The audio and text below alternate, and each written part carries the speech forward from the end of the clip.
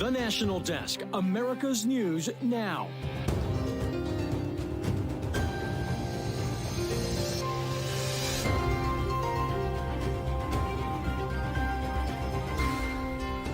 UAW president claiming a victory over the Big Three, even as the stand-up strikes remain in effect. We are making significant progress. In just 3 weeks, we have moved these companies further than anyone thought was possible. The Northeast is preparing for another weekend of torrential rain, where Tropical Storm Philippe may make landfall. And a suspect is armed and dangerous, on the loose 3 days after shooting a police officer. The manhunt continues for Cameron Jenkins. This is the National Desk, America's News Now. I'm Amira David. The UAW strike will not expand. Hours ago, union head Shawn Fain announcing the body that represents over 100,000 auto workers will not expand a walkout against Detroit automakers amid what they say is progress in talks. A decision they say was based on a breakthrough concession from GM agreeing to unionize EV battery plants. Take a listen. We've been told for months that this is impossible.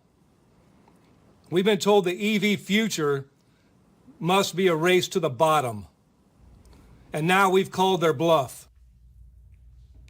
Fain called it a transformative win, but he's still working, he says, to get some movement on raise increases. He says right now they're between 20 and 23%, with Ford offering the most. 25,000 auto workers remain off the job as the strike now stretches into its fourth week. It remains unclear how close the two sides are on making a deal. Meanwhile, the strike against Kaiser Permanente, that is in its last day. The 75,000 healthcare workers will return to work tomorrow at 6 a.m. after a 3-day walkout to help care for the nearly 13 million Americans who use Kaiser's hospitals and medical centers around the country. But tomorrow night, the coalition of Kaiser Permanente unions could issue a 10-day warning that kicks off another round of strikes in the coming weeks. The unions say they are open to a prolonged walkout if there is no deal. The next scheduled bargaining date is currently set for the end of next week. Well, New York City Mayor Eric Adams, he is in Ecuador tonight as part of a 4-day trip through Latin America in his attempt to discourage migrants from heading towards his city. We all want to help as many people as possible. As we have stated in this administration, our hearts are full and endless, but our resources are not. Yesterday in Mexico, Mayor Adams also said there is no more room in New York and has repeatedly asked for federal assistance to help pay for rising costs to assist migrants. Before he left on that trip, Mayor Adams and Governor Kathy Hochul announced a $38 million legal services fund for asylum seekers. Further up in the Northeast, Massachusetts Democratic Rep. Jake Auchincloss is calling on the Biden administration to send Homeland Security officials to come to the state to observe how the migrant situation in Boston is not sustainable. He's asking federal authorities to stay in Boston for 4 days to visit shelters and local officials. Massachusetts officials have been housing thousands of migrants in hotels across the state. They're so over capacity that it could be creating a problem for the upcoming Army-Navy game on December 9th. The historic rivalry will be played in Foxborough, and many of the hotels in the area have already been canceling reservations due to double bookings. Massachusetts Governor Maura Healey issued a statement saying her office is looking for new hotel accommodations for all veterans who want to come to the game in December. And let's take a look at Philippe right now. The storm is weakening, but still on track to drench much of New England and New York this weekend, with millions of people directly in its path as it moves there towards the East Coast. Up to 5 inches of rain expected, or possible at least in some areas, along with really heavy winds. The Northeast also at risk for flooding. Philippe is bringing life-threatening surf and rip currents to the southeastern coast, and that will spread north over the next couple of days. So we're continuing to track that over the weekend. Right now, a multi-day manhunt underway for the man accused of shooting and injuring an Oklahoma deputy. The search for 25-year-old Cameron Jenkins enters its third day. On Wednesday, Jenkins is alleged to have shot a Cleveland County deputy along I-35 in Garvin County. The deputy is recovering, but an exchange of gunfire, we understand, led to the death of an innocent bystander. An $11,000 reward is being offered. Jenkins is considered armed and dangerous. No charges will be sought against Georgia state troopers who killed an environmental activist in January. Pays Tehran was at the site of a planned police and firefighter training center that protesters call Cop City. Tehran refused to leave a tent, so the troopers fired a pepper ball launcher. The activists then fired a handgun, and the troopers shot back. A prosecutor said today that the use of lethal force was, quote, objectively reasonable. Right now, you are taking a live look at the Capitol, where the fallout continues in the wake of Rep. Kevin McCarthy's ouster as Speaker of the House. Moments ago, McCarthy took questions, denying reports that he is expected to step down. Take a listen. You're not resigning? No, I'm not resigning. So you'll stay the entire term? I'm staying, so don't worry. I got a lot. You think you're not running for re-election? Yes. Yes, you will run, or you guys are thinking about running? We're going to keep the majority. I'm going to help the people I got here, and we're going to expand it further. Meantime, the fight over who will be the next Speaker of the House intensifies as two frontrunners emerge and as Donald Trump throws his hat into the ring as well. A vote is expected next week. The National Desk's chief political correspondent, Scott Thuman, brings us up to speed. It is a tale of two Trumps, one making an endorsement for the next Speaker of the House, the other offering to do the job himself if need be. Trump's pick, Ohio Congressman Jim Jordan. Look, I like the job I got now. I never wanted to do this job, but someone has to, who can bring the team together and can go communicate to the country, and that's why I'm running. Trump posting Jordan is strong on crime, borders, our military, vets, and Second Amendment. He's competing with current House Majority Leader Steve Scalise of Louisiana. Day one, Speaker Steve Scalise, you will see challenge President Biden to sit down and start talking about the crisis at the border that everybody in America knows is a major, major problem that he doesn't want to solve. Either would face a daunting challenge if handed the gavel, as Republicans struggle to find common ground within the party and meet demands for more responsible spending by those who ousted Kevin McCarthy. The initiator, Matt Gaetz, spoke to the National Desk. Kevin McCarthy built the yellow brick road of working with Democrats. He did so initially on the debt limit deal that abolished the debt limit that allows Joe Biden to accrue as much debt as he wants until January of 2025. Now I think we can really rise from the ashes. But should no one be able to get a majority vote, Trump telling Fox News he is willing to become Speaker, which is allowed even though he's not a member of the House. I will do it if necessary. Should they not be able to make their decision, I would only do it for the party. Oh, this makes things interesting. Yes, it does. Even more interesting. Yeah. But with such a slim margin, remember, Republicans just have a 9-seat advantage in the House. The whole party has to practically unify behind a single candidate. And if not, just look to Kevin McCarthy to see what else can happen. On Capitol Hill, I'm Scott Thuman.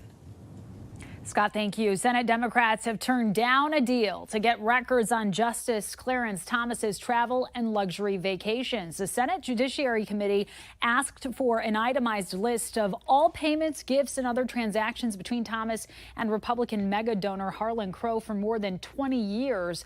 Crow's attorneys offered to give 5 years of records if the committee promised not to look into any more dealings between the two. Crow has until October 19th to give a new offer.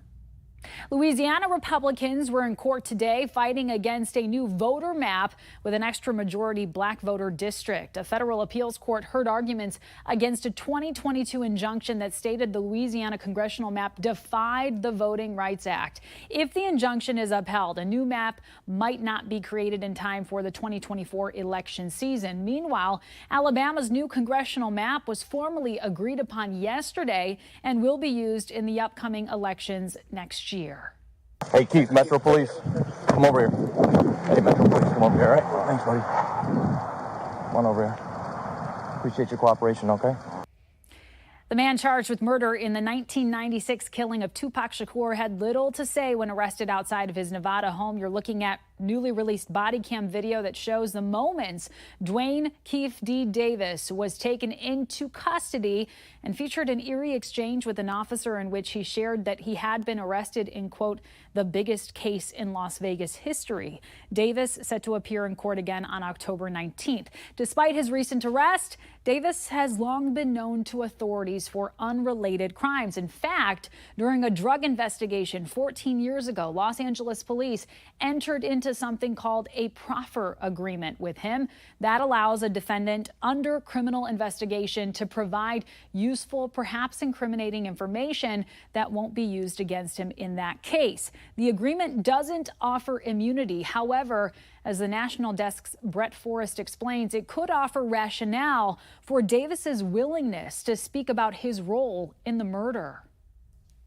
The record reflects that Mr. Davis is present in custody. Dwayne Keefe D. Davis had what's called a proffer agreement with federal investigators back in 2009. We had built a drug case against him, a federal drug case against him. Retired LAPD homicide detective Greg Kading was part of that agreement. The whole objective of that drug case was to compel him to cooperate when we approached him on the murders of Biggie and Tupac. A proffer agreement allows a defendant or someone under criminal investigation to provide useful and perhaps incriminating information that will not be used against them in later proceedings. Investigators can then use derivative evidence from those statements to further their investigation. The other thing that is pointed out, it is not an immunity agreement. That is, it doesn't give you immunity for the offense. That's Las Vegas criminal defense attorney Thomas Pitaro. Police say it was Davis's own statements in his memoir and during media interviews that seemingly incriminated himself. Hit that corner, gave a little chase, boom, boom, boom. And though Dwayne Davis might have entered into a proffer agreement 14 years ago, Pitaro does not think it'll affect this case, even if Davis's statements might have been previously protected under that agreement. If you then go out and say the same thing in a different context, then what you said the subsequent time is admissible. I felt there was sufficient legally admissible evidence to move forward. That's why we presented it to a grand jury. So we entered into a proffer agreement. Detective Kading agrees that his proffer agreement with Davis won't protect him in this case. Both Kading and Pitaro at a loss as to why Davis would speak so openly about his involvement in Tupac Shakur's murder. What universe does he think he's living in, wherein he thinks he can just speak openly about his role in a murder and not suffer any consequences? Let me put it this way. I tell people the fundamental rule of criminal defense is that even a fish wouldn't get caught if they kept his mouth shut.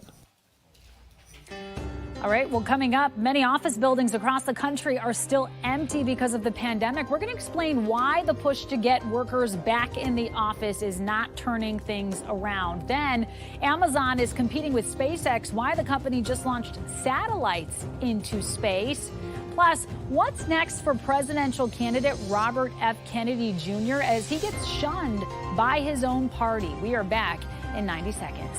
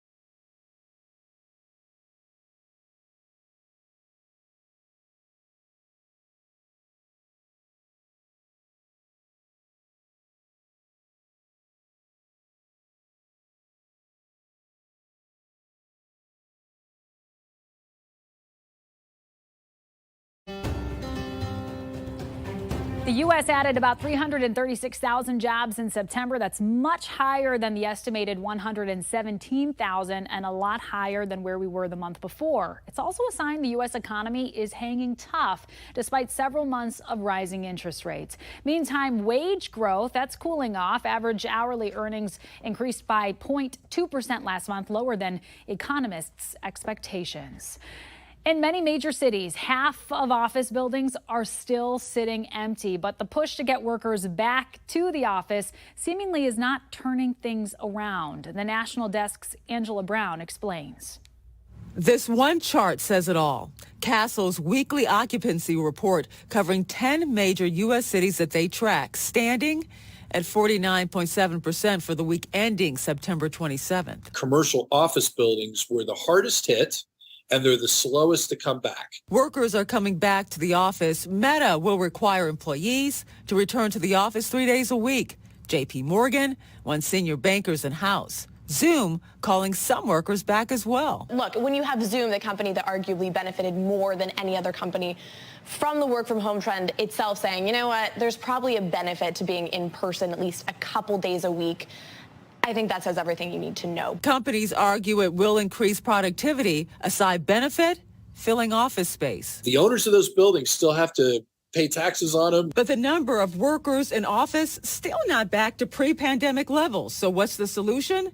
Jim Stevenson, the instructor of industrial and innovative design at Cedarville University, says repurposing. There's really three different areas that we're seeing the repurposing happening: co-working environments, maker spaces, and the conversion into residential. Some of the lowest return to office cities are the ones dealing with the increase in crime and homelessness, like New York City, Philly, and also San Francisco. Reporting in Washington, D.C., I'm Angela Brown. Angela, thank you. The trial against FTX founder Sam Bankman-Fried continues today. Co-founder Gary Wang testifying that he and Bankman-Fried committed financial crimes and lied about it. Wang said the defendant told him to change computer codes to help them illegally transfer funds. Two more former executives are also set to testify. Bankman-Fried insists he is innocent.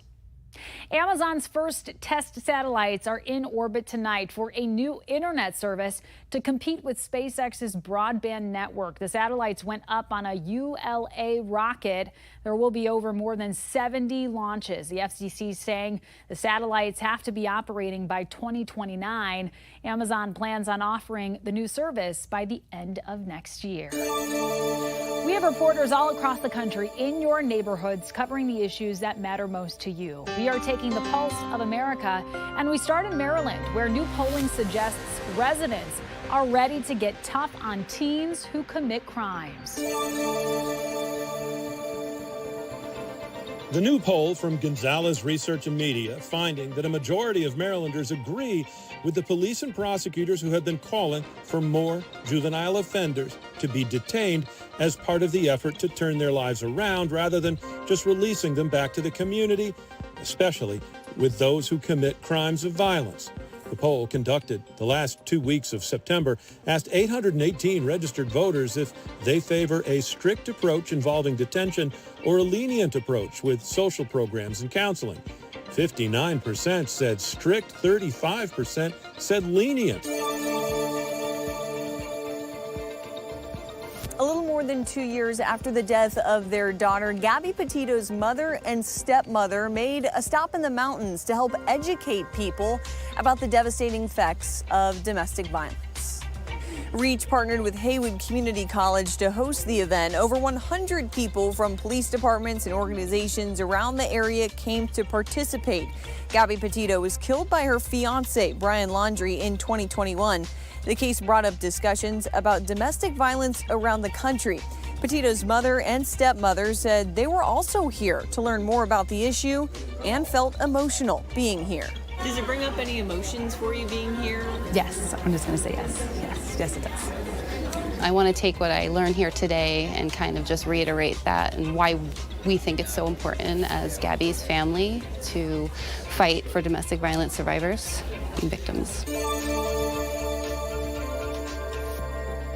a special session months in the making. Governor Greg Abbott is calling on the Texas legislature to come back to the Capitol on Monday for a third special session. At the top of the agenda released Thursday afternoon, setting up a program to allocate taxpayer money for private education, picking up almost exactly where we left off, where the Texas House could not agree on the divisive measure. It leaves the House in the position that it was in during the regular session, in which you've got the war of all against all. And that also includes some of the voucher advocates. Up next, in an exclusive interview, presidential candidate Robert F. Kennedy Jr., he talks about the possibility of leaving the Democratic Party. We'll be right back.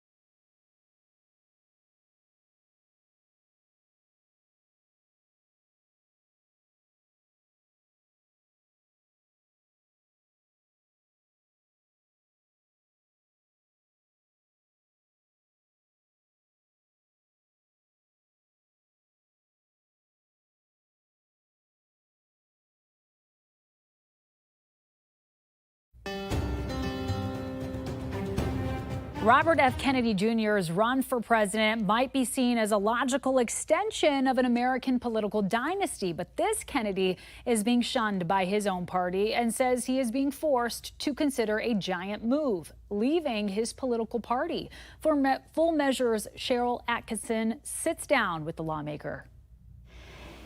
A Rasmussen Reports poll just found that 1 in 3 Democrats say they might vote for you if you were to leave the Democrat Party and run as a third-party candidate. What thoughts do you have about that? If the Democratic Party does not allow me to actually have a fair election, in other words, if they continue doing what they're doing, which is to rig the outcome of the election, then I would look at all options. Can you explain in simple terms what the Democrat Party is doing to discourage your candidacy? One of the most, I think, egregious thing is that they've passed a rule that says that any candidate who steps into New Hampshire, that no vote that is cast for that candidate in New Hampshire will count toward them. And so I have campaigned in New Hampshire. I've been campaigning there from the beginning. And every delegate that I win from New Hampshire will go instead to President Biden. And they have the potential to do the same thing in Iowa. It's more akin to what we saw in the Soviet Union during, the Soviet era, when the political party, in that case the Communist Party, was claiming that they had a democracy.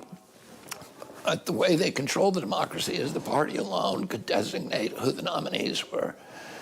And so the only people the public could vote on were candidates that were chosen by the party apparatchiks rather than, the public.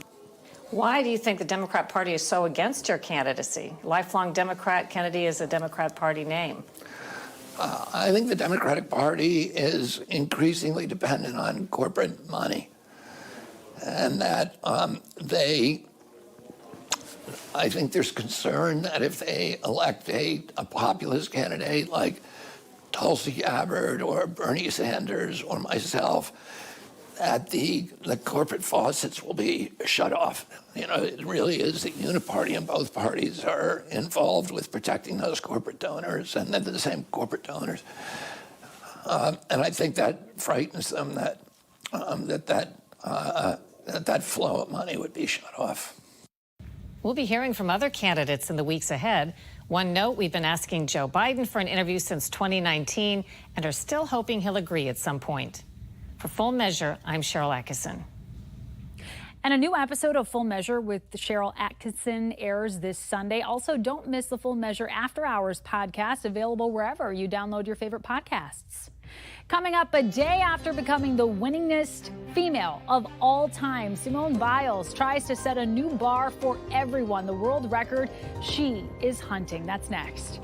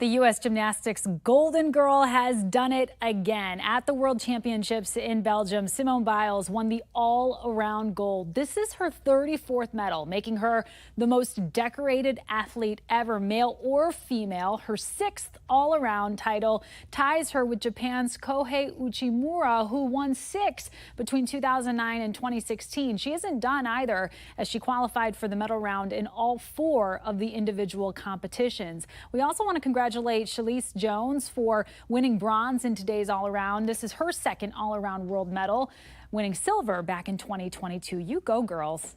It is official. Voting is open in Alaska's Fat Bear Week competition. Hosted by Katmai National Park and Preserve, the annual event celebrates the success of brown bears as they prepare for hibernation. We are down to the quarterfinals right now, where 4 of the park's chunkiest are contending for the top spot. Look at these guys. Among the current favorites is the defending champion, Bear 747, nicknamed Bear Force One, and fans can vote at explore.org. My money's on that one right there. That does it for us. Thank you so much for joining. Have a great night.